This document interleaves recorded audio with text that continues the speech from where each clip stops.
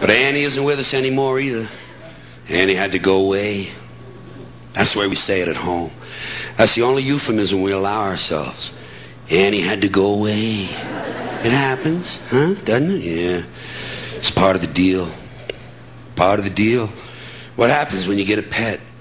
You have them for a while. They get old. They go away. Just like your grandma. Same shit, different species.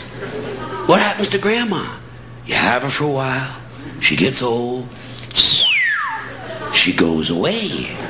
It's inevitable when you buy the pet. You're supposed to know it in the pet shop. It's going to end badly.